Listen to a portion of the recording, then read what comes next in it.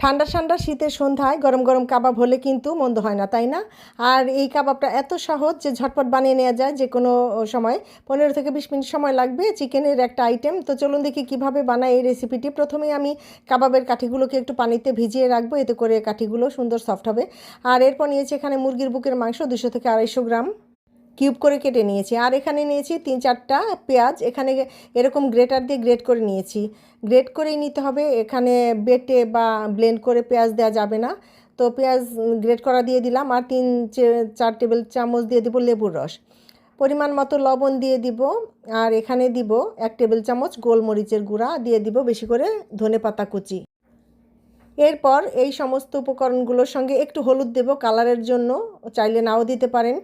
ভালোভাবে মাখিয়ে রেখে দিব 10-15 মিনিট রেস্টে। 10-15 মিনিট পর ফিরে এলাম। এই তো দেখেন কত সুন্দর কাবাবের মধ্যে একদম সব মশলা লবণ এগুলো ঢুকবে, তাহলে কিন্তু কাবাবটা খেতে ভালো লাগবে।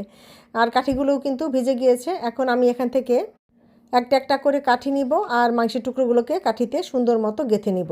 এই তো এভাবে করে সবগুলো আমি কাঠির মধ্যে কাবাবগুলো গেঁথে নিব। দেখেন দেখতে কত সুন্দর লাগছে। আর এভাবে কিন্তু চাইলে নর্মাল ফ্রিজে গেঁথে রেখে দিতে পারেন, 2-1 দিন কিন্তু ভালো থাকবে। তো ভাজতে চলে যাব। একটা তাওয়া নিয়েছি ছড়ানো, আর এখানে দিয়ে দিলাম 2 টেবিল চামচ বাটাটাকে একদম ভালো মতো ছড়িয়ে দিয়ে কাবাবের স্টিকগুলোকে দিয়ে দিব। হাই হিটে এক পাশ বেশ ভালো মতো ভেজে নিব, উল্টিয়ে দিব। আর এরপর এখানে দিয়ে দিব যেই মাখানো মশলাটা ছিল, ওই মশলাগুলো সুন্দর মতো কাবাবের উপরে দিয়ে দিব, তাহলে কিন্তু কাবাবগুলো খেতে ভালো লাগবে, ভিতরে জুসি হবে। আর এরপর উল্টিয়ে দিব। আর একটা বাটিতে একটা ডিম ফেটিয়ে নিব। ডিমের মধ্যে দিব একটু লবণ, অল্প একটু গোলমরিচের গুঁড়া, আর দেব একটু চিলি ফ্লেক্স। এগুলো দিয়ে বেশ ভালো মতো ডিমটাকে ফেটিয়ে নেব। এরপর একটা ব্রাশ দিয়ে কাবাবের ওপরে ডিমটাকে সুন্দর মতো ব্রাশ করে দিব। এক পাশ ব্রাশ করে দিয়ে কাবাবগুলোকে উল্টিয়ে দিব। আর এরপর আরেক পাশেও ব্রাশ দিয়ে ডিমের গোলাকে কাবাবের ওপরে দিয়ে দিব। এতে করে কিন্তু সুন্দর একটা ফ্লেভার হবে, টেস্ট হবে। আর কাবাবের ভিতরে কিন্তু জুসিনেসটা বজায় থাকবে।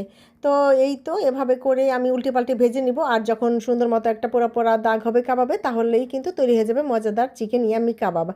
আর একটু কাবাবে পোড়া পোড়া দাগ হলেই কিন্তু খেতে ভালো লাগে।